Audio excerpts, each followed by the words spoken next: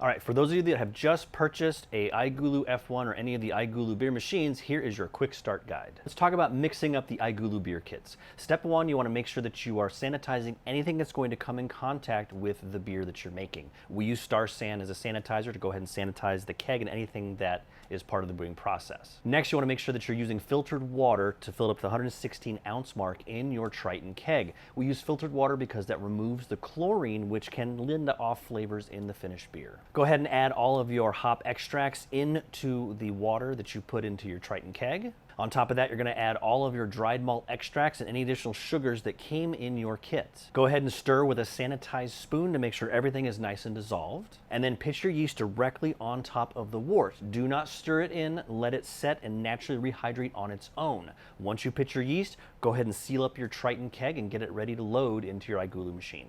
Now that everything is mixed in your Triton keg, let's go ahead and load it into our iGulu. Make sure that the clamp on the serving tube is clamped all the way down to prevent beer from coming out during fermentation. Go ahead and pull the tap faucet all the way forward and insert your serving tube all the way until it bottoms out or up to the orange line that's on your serving tube. Go ahead and release the handle to clamp the tube.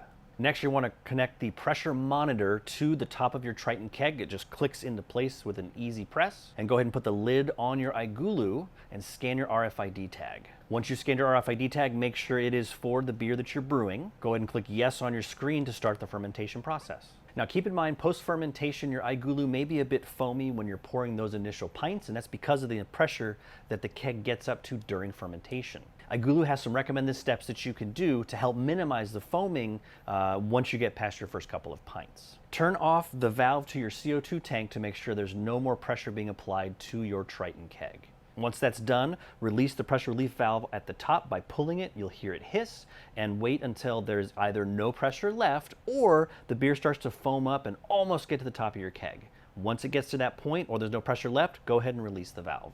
Once that's done, turn your CO2 back on and allow the keg to repressurize to serving pressure. Your first pint or two after this point still might foam a little bit, but it's not going to foam as much as it would. And after 24 hours, it should settle down and equalize to the point where you're getting proper pints. Thank you so much for watching our video on how to get started on the iGulu.